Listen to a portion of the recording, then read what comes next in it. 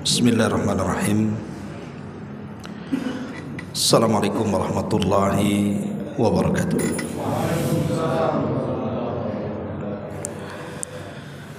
Bihamdillah wassalatu wassalamu ala rasulillah wa ala alihi wa sahbihi wa mawalah wa la hawla wa la quwata illa billahi wa ba'du. Alhamdulillah, di malam ini kembali kita bisa duduk untuk bertalabul ilmi setelah melaksanakan kewajiban Allah. Dan malam ini kita akan membahas satu hadis Nabi SAW,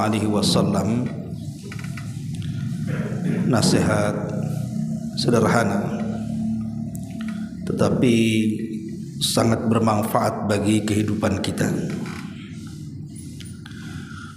Sebuah hadis yang disahihkan oleh Imam Ibnu Hibban dan juga disepakati oleh Syekh Nasiruddin Al-Albani dari hadis Ibnu Umar radhiyallahu anhuma. Dia mengatakan Nabi SAW bersabda, "Man bata tahiran bata fi syi'arihi malakun falam yastayqidu illa qala al-malaku Allahumma ighfir li abdika fulani fa innahu bata tahiran." Barang siapa yang tidur dalam keadaan suci, maka malaikat akan bersamanya di dalam pakaiannya, dan tidaklah ia bangun melainkan malaikat berdoa kepadanya, "Ya Allah, ampunilah hamba-hambamu si fulan ini karena dia telah tidur dalam kondisi suci."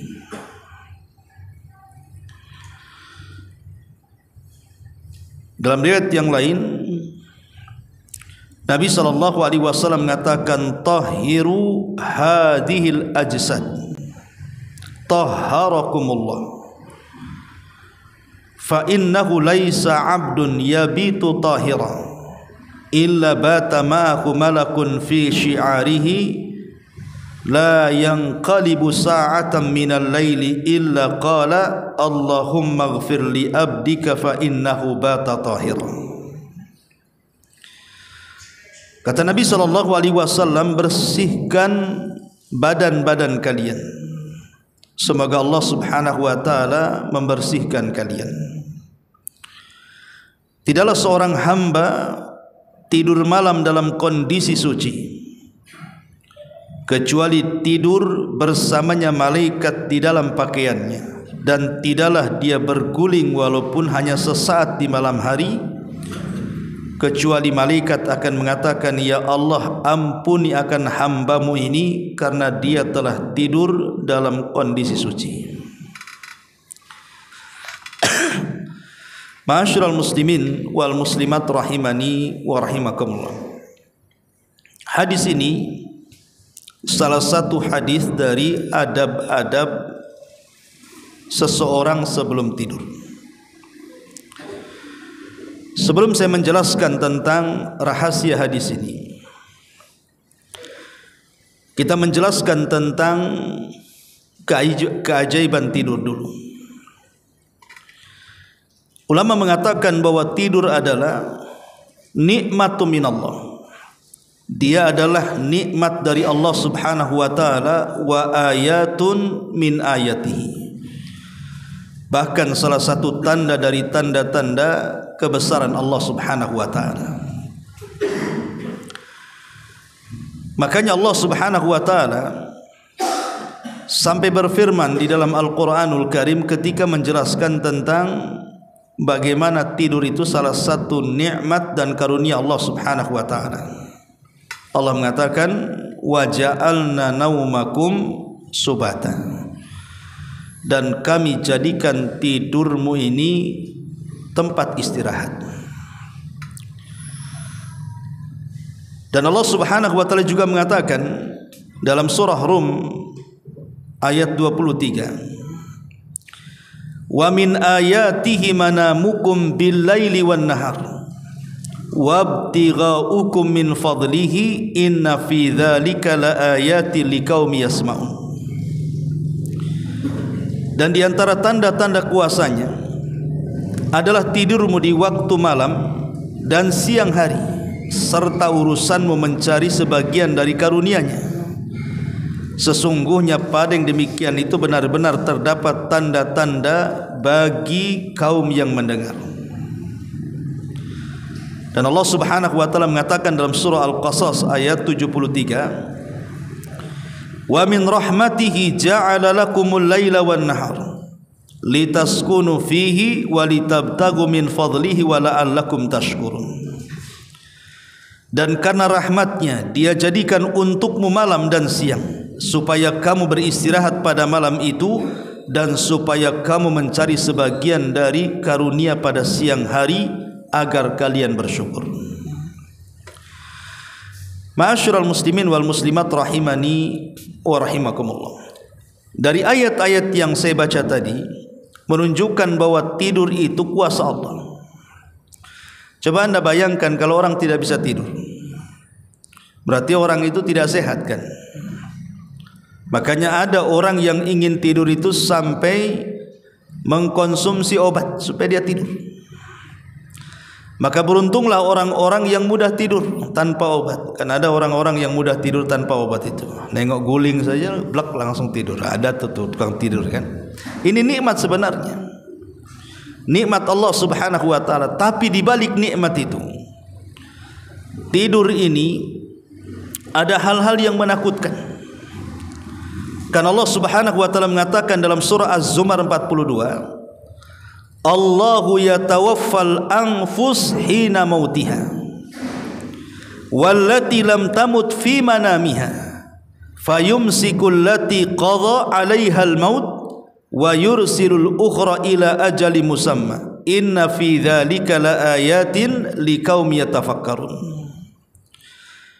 Allah telah memegang jiwa orang ketika matinya, dan juga memegang jiwa orang yang belum mati di waktu tidurnya. Ingat bahwa Allah Subhanahu wa taala memegang jiwa kita saat mati dan saat tidur. Maka Dia tahan jiwa orang yang telah ditetapkan kematiannya, dan Dia melepaskan jiwa yang lain sampai waktu yang ditetapkannya. Artinya saat tidur itu, maka Allah Subhanahu wa taala tahan ruh kita. Kalau Allah Subhanahu wa taala takdirkan dia mati, maka dia tidak akan masuk lagi ke jasadnya. Tapi kalau Allah takdirkan dia masih hidup, maka Allah akan lepas lagi ruh dan dimasukkan ke dalam jasadnya. Makanya Allah akhiri ayatnya, demikian itu terdapat tanda-tanda kuasa Allah bagi orang-orang yang berfikir. Jadi tidur itu harus menjadi bahan pikiran. Karena banyak orang-orang yang tidur tidak bangun lagi. Banyak sekali. Bahkan ada dari keluarga saya sendiri itu, istrinya disangka masuk angin, kemudian minta dikerok. Orang dulu kan dikerok gitu ya. Kemudian dia tidur sampai ngorok. Rupanya sampai pagi hari tak bangun-bangun, rupanya udah meninggal.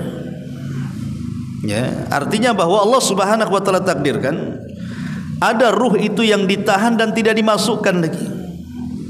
Makanya ada istilah an-naumu akhuhul mauti, bahwa tidur itu saudaranya kematian.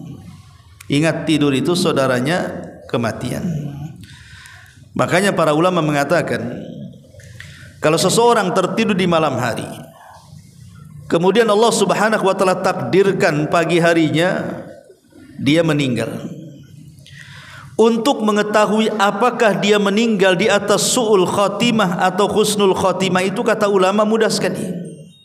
Jadi kalau orang tidur malam kemudian di pagi harinya sudah tidak bernyawa, apakah orang ini su'ul khatimah, apakah orang ini husnul khatimah, itu mudah sekali. Dari mana kita tahu? Dari amalan sebelum tidurnya. Jadi kalau amalan sebelum tidurnya memang dia banyak melakukan aktivitas ibadah, dia memang betul-betul menggunakan tidurnya dengan adab-adabnya yang Islam sudah mengajarkannya, salah satunya berwudu sebelum tidur, maka kalau seandainya Allah takdirkan dia meninggal di pagi hari, maka dipastikan husnul khatimah. Tapi kalau sebelum tidurnya boleh jadi mungkin dia dugem, dia bermaksiat kepada Allah, dia tidak melakukan adab-adab tidur sama sekali, tengok bantal langsung ngorok, kemudian Allah takdirkan meninggal, ini dipastikan su'ul khatimah. Makanya akhir husnul dan su'ul khatimah itu dilihat sebelum tidurnya, apakah dia beribadah atau tidak. Ma'asyiral muslimin wal muslimat rahimani wa rahimakumullah. Di dalam ayat tadi Allah Subhanahu wa taala mengatakan bahwa tidur itu terkadang dilakukan manusia di malam hari dan itu umumnya. Tetapi tidur juga terkadang dihajatkan di siang hari. Tapi perlu diketahui tentang tidur di siang hari ini, karena ada perkataan Imam Ibnul Qayyim rahimahullahu taala yang bagus sekali. Kata Imam Ibnul Qayyim rahimahullahu taala, beliau membagi bahwa tidur di siang hari itu terbagi menjadi 3. Jadi tidur di siang hari kata beliau itu dibagi 3. Pertama khuluqun. Pertama, tidur yang memang betul-betul bagian daripada akhlak Nabi sallallahu alaihi wasallam. Yang kedua, kata beliau, wa kharqun. Wa harqun, harqun itu artinya menghilangkan berkah dalam hidupnya. Gara-gara tidur hilang berkahnya. Ya. Kemudian yang ketiga kata beliau, hamkun, kebodohan. Jadi kalau tidur itu dianggap bodoh orang ini. Jadi ada tidur yang mengikuti akhlak Rasul, ada tidur yang bisa menghilangkan berkah, ada tidur yang bisa membawa kebodohan, kejahilan. Kemudian beliau mengatakan, adapun khuluqun merupakan akhlak Rasul, itulah yang disebut dengan kailulatun, tidur kailulah. Tidur kailulah itu bisa dilakukan sebelum zuhur, bisa dilakukan setelah zuhur, tapi tidak lama-lama. Ya, paling lama sekitar 20 atau 15 menit lah kan gitu. Itu disebut kailulah. Walaupun para ulama menguatkan tidur kailulah itu dilakukan sebelum zuhur, tapi ada yang berpendapat setelah zuhur, tetapi tidak lama-lama. Penelitian barat, orang yang terbiasa melakukan kailulah, maka dia akan dijaga kesehatannya, dijauhkan dari penyakit stroke. Itu menurut penelitian barat. Tapi walaupun barat tidak meneliti, bagi kita umat Islam, bahwa setiap yang diajarkan Nabi SAW pasti ada kebaikan. Apalagi dikuatkan penelitian barat. Dan tidur kailulah itu bukan tidur nyenyak, tidak. Dia hanya sekedar, bahasa Inggrisnya itu sleep chicken itu. Ya, tidur ayam lah, yang kalau digebah itu langsung oh ya. Jadi betul-betul tidak nyenyak. Boleh jadi mungkin hanya bersandar di kursi, hanya bersandar di meja. Kalaupun mamanya berbaling ya mungkin baring sejenak. Dia tidur bukan tidur nyenyak, karena tidur nyenyak itu di malam hari. Sebab kalau kelamaan tidur siang pun tak bagus. Ini yang pertama, tidur yang merupakan akhlak Nabi dan membawa kebaikan. Kemudian yang kedua, ada tidur yang disebut harqun, membakar berkah. Membakar berkah, dan itu tidur di waktu duha. tidur di waktu duha, maka ini akan menghilangkan berkah, dunia tidak dapat, akhirat tidak dapat. Karena biasanya orang mencari dunia itu, rajin-rajinnya itu di waktu duha kan. Mulai jam 7 itu orang bergerak sampai zuhur. Kalau sudah habis zuhur ke sore itu sudah lemas orang itu. Makanya tidur di waktu duha ini menghilangkan berkah dunia dan akhirat. Menghilangkan berkah dunia dan akhirat. Abdullah ibn Abbas radhiyallahu anhuma, dia pernah melihat salah satu putranya. Jadi Abdullah ibn Abbas radhiyallahu anhuma pernah melihat salah satu putranya tidur di pagi hari di waktu duha. Maka kemudian Abdullah ibn Abbas radhiyallahu anhu memarah kepada salah satu putranya dan mengatakan, atanamu fi sa'atil lati tuqsamu fiha al-arzaq. Kenapa kau tidur di waktu Allah Subhanahu wa taala membagi-bagi rizki kepadamu? Bangun, katanya. Jadi waktu duha, waktu pagi sampai zuhur itu di waktu Allah memberikan rizkinya kepada kita, membagi-bagikan rizkinya kepada kita. Makanya orang yang tidur di waktu ini berkah dunia akhiratnya hilang. Ya kecuali karena kelemahan, malamnya kerja lain kan itu. Ini kita cerita umumnya orang. Ya. Jadi ini yang kedua. Kemudian yang ketiga, tidur yang membawa kejahilan, tidur yang membawa kebodohan, dan itu tidur yang dilakukan di waktu setelah asar. Ya, ingat, ini tidur yang paling jelek dalam satu hari adalah tidur setelah asar sampai maghrib. Ini kata para ulama membawa hamkun, kejahilan, kebodohan, dan seburuk-buruknya tidur. Ma'asyiral muslimin yang dimuliakan Allah Subhanahu wa taala, baik kita masuk kepada hadis yang kita baca. Di sini Nabi sallallahu alaihi wasallam menghabarkan kepada kita tentang keutamaan orang yang berwudu sebelum tidur. Orang yang melakukan wudu sebelum tidur. Saya baca ulang hadisnya. Nabi sallallahu alaihi wasallam mengatakan, man bata tahira, siapa yang tidur dalam kondisi suci, kemudian bata fi syi'arihi malakun, maka malaikat akan bersamanya di dalam pakaiannya. Falam yastaiqidhu illa qala al-malaku, dan ia tidak terbangun melainkan malaikat akan berkata, Allahumma ighfir li abdika fulan, ya Allah, ampunilah untuk hambamu si fulan ini. Fa innahu bata tahira, karena dia telah tidur dalam kondisi suci. Dalam riwayat yang lain, setiap badan kita berguling ke kanan dan ke kiri, maka di kanan dan di kiri kita itu sudah ada malaikat yang mendoakan kita. Jadi kalau kita berguling ke kanan, maka malaikat sebelah kanan akan mengatakan, ya Allah ampuni orang ini, ya Allah rahmati orang ini. Kalau dia berguling ke kiri, maka malaikat sebelah kiri juga akan bicara seperti itu, ya Allah ampuni orang ini, ya Allah ampuni orang ini. Bayangkan coba, selama tidur dia didoakan para malaikat. Makanya kalau seandainya orang yang seperti ini Allah takdirkan meninggal, husnul khatimah, malaikat mendoakan dia. Lah dari sini kata para ulama hadis ketika memberikan catatan kepada hadis ini, salah satunya Al-Hafidh Ibnu Hajar Al-Asqalani rahimahullahu taala mengatakan ada 3 faedah yang bisa kita ambil. Pertama, ya, an yabita ala taharatin, hendaklah orang tidur itu sebelumnya berwudu. Sebisa mungkin dia dalam posisi suci. Kalaupun dia seandainya melakukan hubungan suami istri, lekas mandi gitu maksudnya. Mandi di awal, jangan mandi di pagi hari, ya. Kemudian tidur. Kenapa demikian?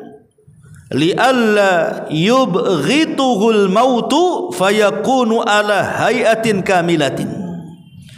Karena orang itu tidak tahu saat tidur, boleh jadi tiba-tiba kematian menjemput dia. Dan kalau seandainya Allah takdirkan kematian menjemput dia, kata Al-Hafidh Ibnu Hajar, maka dia ala hayatin kamilatin, berarti dia dalam bentuk yang sangat sempurna dalam menghadapi kematian. Artinya dia sudah siap dengan kematian, karena dia tahu dia meninggal di atas husnul khatimah. Ini faedahnya ini. Jadi tidur di atas wudu itu luar biasa. Makanya jangan remehkan kalau hanya berwudu saja. Ustaz, kalau saya berwudu udah ngantuk hilang, pulang ngantuknya katanya. Nanti ngantuk lagi. Tenang. Ya. Kalau ikut sunnah Nabi SAW, insya Allah lebih tenang. Apa susahnya berwudu? Ya. Ini yang pertama. Yang kedua, anna dzalika asdaqu li ru'yah wa ab'adu min tala'ubi syaitani bi.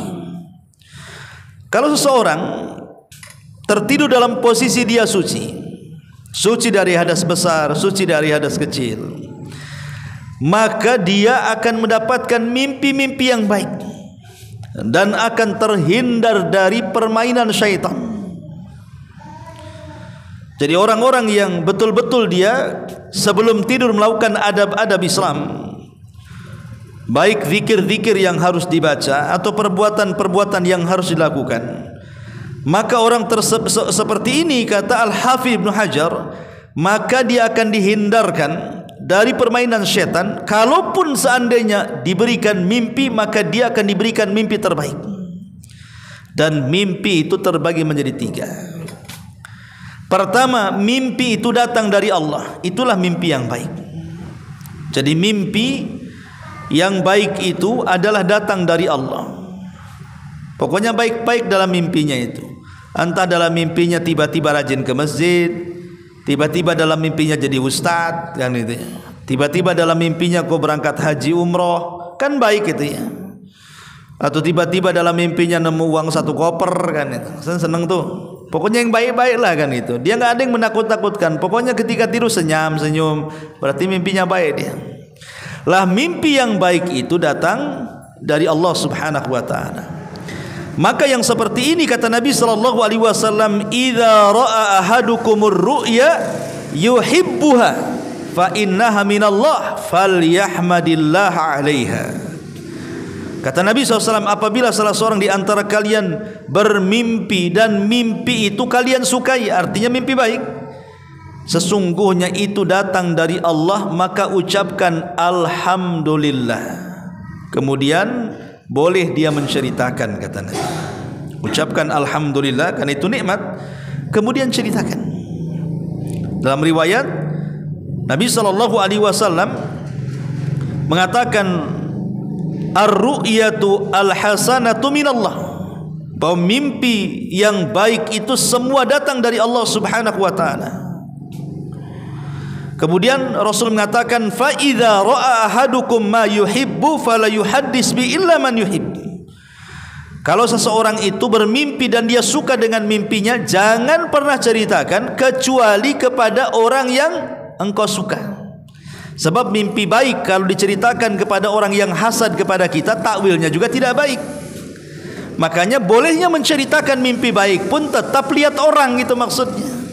Sebab kalau orang itu tidak suka dengan kita, walaupun kita mimpi baik, nanti takwilnya nggak baik itu. Jadi tetapi di sini ada syariat, pujilah Allah Subhanahu wa taala, kemudian ceritakan kepada orang yang kita suka, bukan kepada orang yang hasad dengan kita.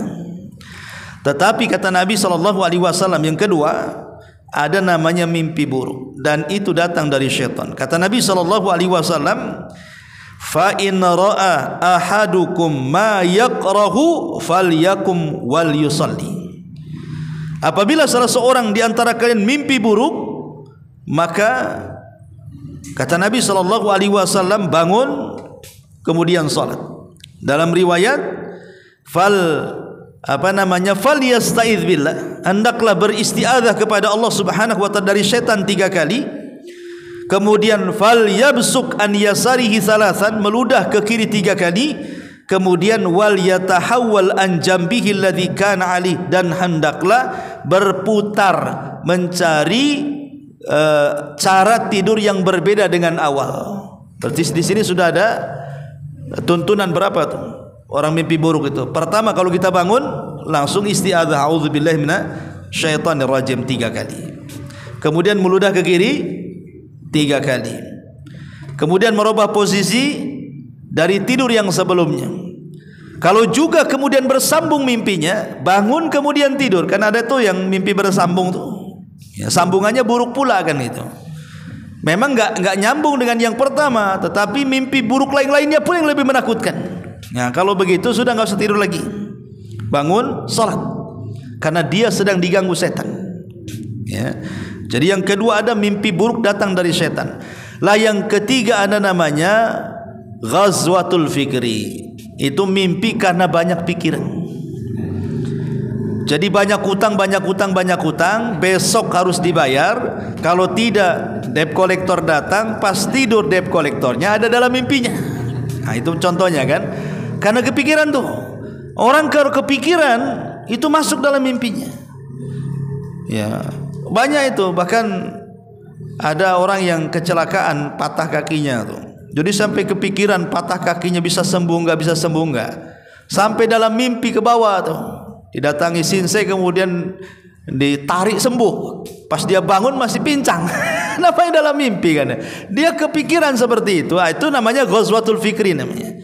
Dan ingat bahwa yang memungkinkan terjadi dalam mimpi itu cuma satu. Kalau memang dia mimpi yang datang dari Allah, kemudian ditakwilkan oleh orang ikhlas, memungkinkan terjadi. Tapi kalau mimpi buruk atau mimpi karena ghazwatul fikri, maka jangan diyakini akan terjadi. Sebab kalau diyakini terjadi, maka itu bagian daripada tatoyur. Itu tatoyur namanya. Menganggap bahwa kesialan itu datang dari mimpi. Padahal mimpi itu tidak ada pengaruh apapun. Maka kalau mimpi buruk tidak usah dipikirin. Karena ada orang awam itu yang mikirin mimpi sampai 1 minggu lo mikir mimpinya saja. Jangan-jangan. Masih begitu saja lagunya. Lah ini mimpi buruk itu tidak mungkin terjadi. Karena dia datang dari setan hanya untuk menakut-nakuti saja. Yang jelas segera isti'adzah, meludah ke kiri, ganti posisi tidur, kalau tidak bisa bangun salat. Ya. Itu mimpi ta. Salah satu faedah orang yang tidur dalam posisi dia sedang suci atau di atas taharah di situ, maka kata Al-Hafidz Ibnu Hajar rahimahullahu taala, beliau mengatakan anna dzalika asdaqul lirru'ya wa ab'adu min tala'ubi syaitani bihi.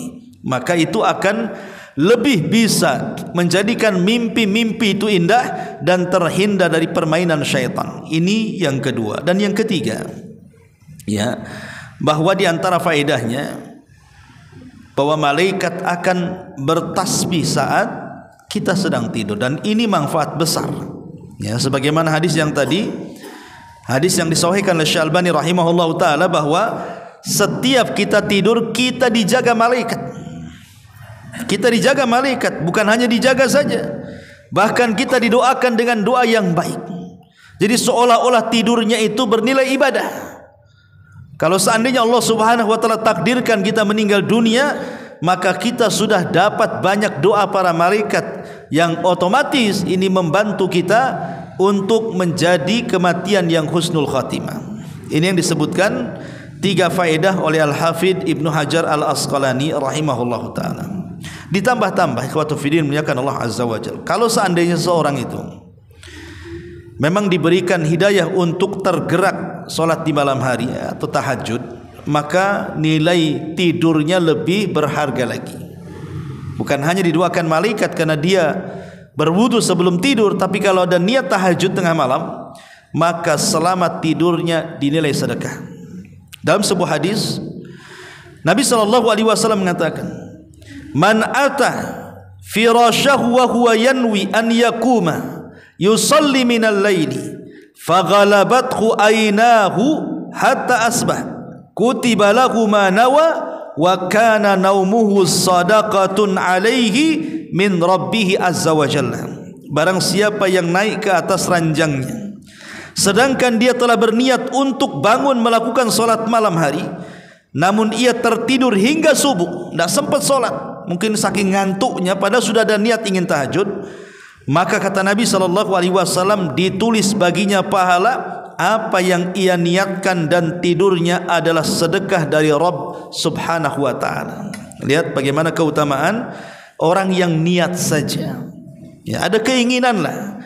Ya, ada keinginan ingin solat malam, tapi Allah takdirkan selalu bangun pagi hari, bangun subuh, atau mungkin bangun masih juga ngantuk kali.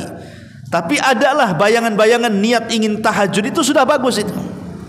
Ya, kalau sudah ada niat ingin qiyamul lail, maka dicatat niatnya dan juga dia mendapatkan sedekah dari Allah Subhanahu wa taala.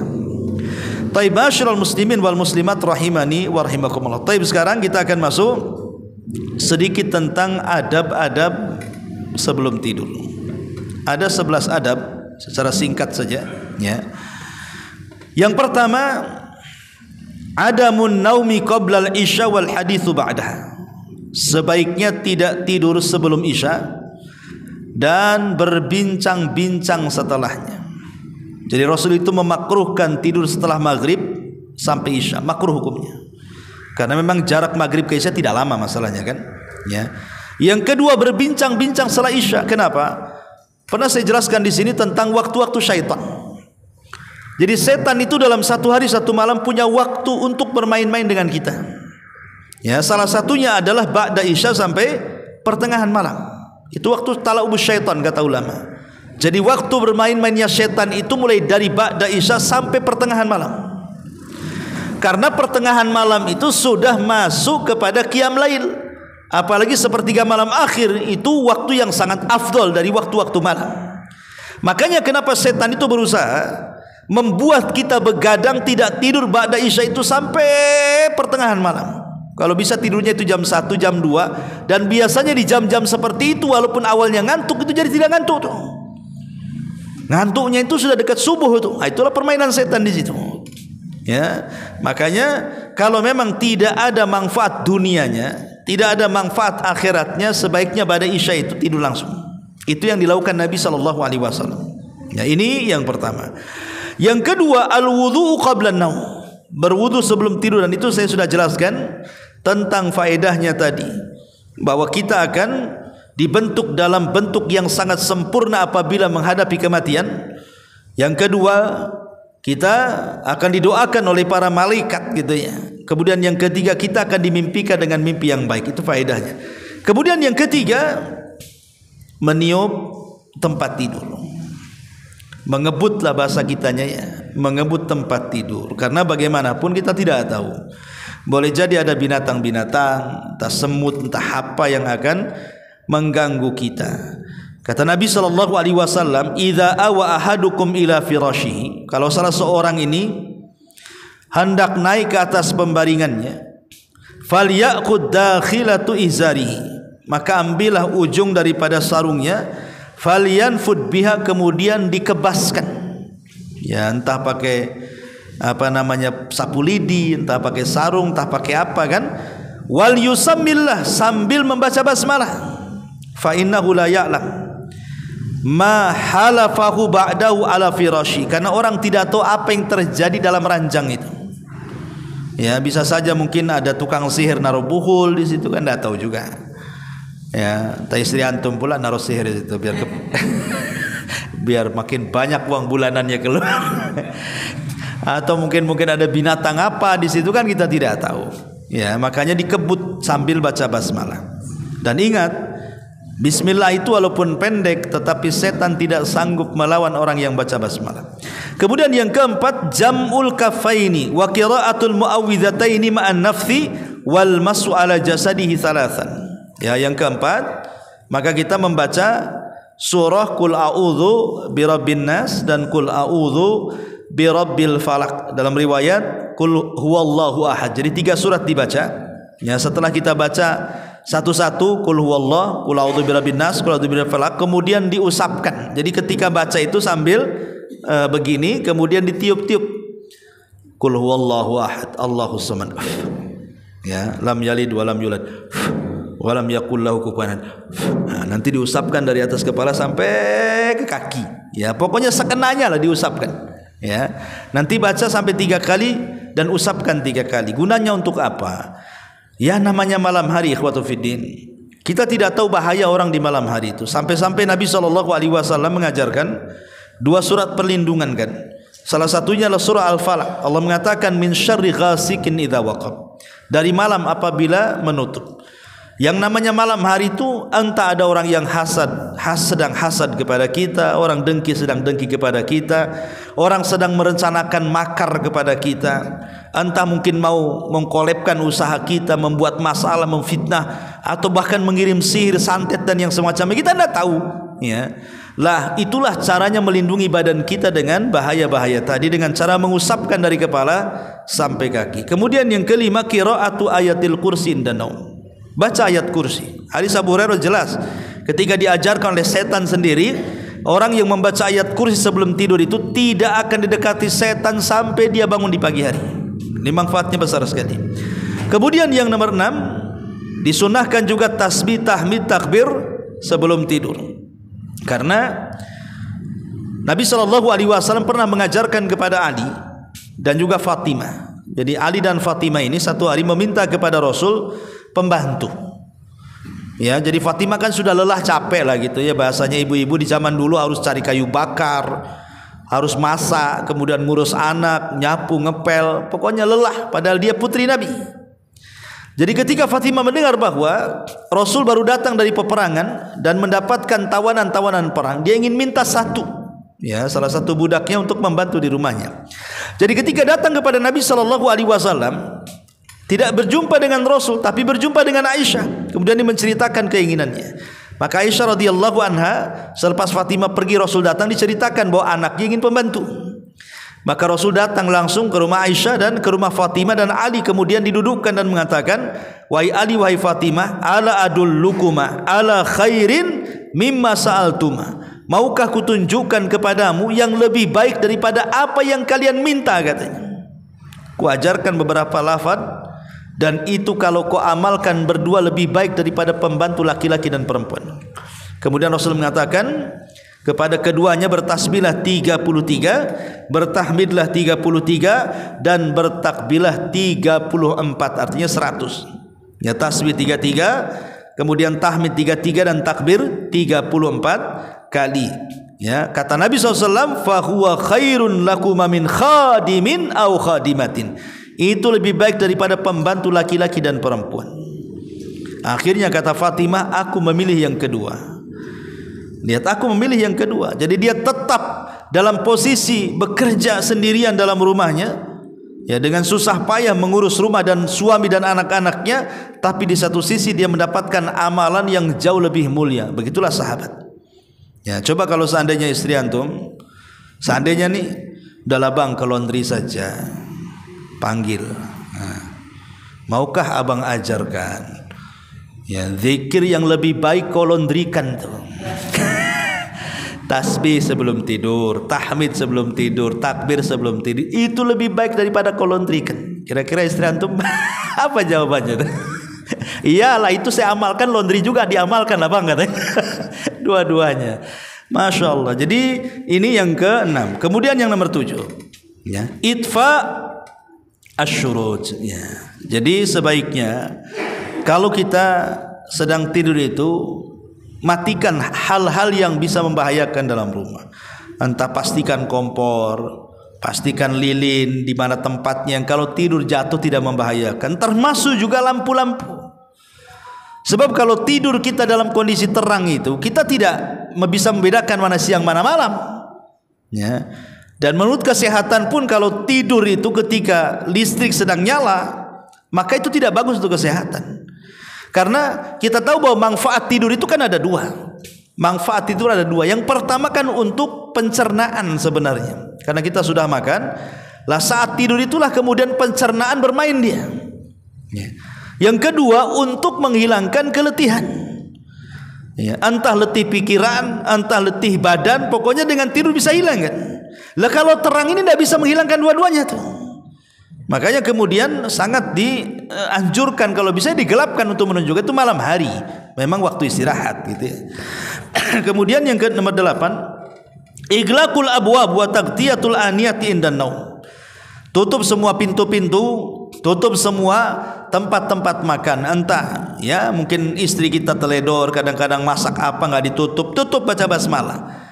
ya, atau nasi yang ada di meja gitu, istri kita teledor dan tutup entah pakai apa, pakai taplak atau pakai tisu atau pokoknya ketika menutup jangan lupa baca basmalah, karena setiap tutupan yang sebelumnya kita baca basmalah maka setan tidak sanggup membukanya, baik menutup jendela, menutup pintu dan begitu seterusnya. Kemudian yang nomor 9, al-wudhu al-junubi idza arada an yanam. Orang yang junub maka disunnahkan juga berwudu, walaupun sebenarnya wudu tidak akan menghilangkan hadas besar, tapi disunnahkan berwudu. Kenapa? Karena itu adalah sunnah Nabi walaupun dia junub. Kata Nabi SAW, kata Aisyah radhiyallahu anha, kana Nabi sallallahu alaihi wasallam idza arada an yanama wa huwa junubun ghasala farjahu wa yatawadda lis-salati. Nabi itu, kata Aisyah, apabila dia hendak tidur padahal dia sedang junub, punya hadas besar, maka dia mencuci kemaluannya, kemudian dia berwudu seperti wudunya untuk sholat kemudian tidur. Jadi walaupun wudu itu tidak menghilangkan hadas, tapi wudu sendiri adalah berpahala, maka itu sangat disunahkan. Kemudian yang nomor 10, adamun naumi ala batni, jangan tidur telungkup. Jangan tidur telungkup, karena tidur telungkup kata Rasulullah ini tidurnya ahlun nar. Ya, umpamanya antum diurut, secara otomatis kalau diurut kan telungkup tuh. Ya, jadi minta nanti sama tukang urutnya atau istrinya, tolonglah kalau saya tertidur bangunkan. Ya, karena posisi seperti itu dilarang, tidak boleh. Nabi SAW pernah menegur dan mengatakan, inna hadhi dija'atun la yuhibbuhallah. Dalam riwayat, tidur seperti itu Allah tidak suka. Dalam riwayat, tidur seperti itu tidurnya penuh neraka. Ya, tidur telungkup itu. Dan disunahkan tidur itu miring ke arah kanan, lambung kanan gitu ya. Kalaupun tidak ya terlentang, tapi jangan tengkurap. Ya, karena tengkurap itu tidurnya cara tidur yang tidak disukai Allah dan tidurnya penduduk neraka. Dan yang terakhir tentu berzikir kepada Allah Subhanahu wa taala dengan doa-doa yang diajarkan sebelum atau saat terbangun di malam hari atau saat terbangun di pagi hari, itu semua ada zikir-zikir warid dari Nabi sallallahu alaihi wasallam. Wallahu a'lam bishawab. Ini nasihat yang singkat, mudah-mudahan ada manfaatnya. Subhanaka wa bihamdika asyhadu an la ilaha illa anta astaghfiruka wa atubu ilaik. Allahu ta'ala alam. Assalamualaikum warahmatullahi wabarakatuh. Apa ada pertanyaan? Oh, apa? Nyusul.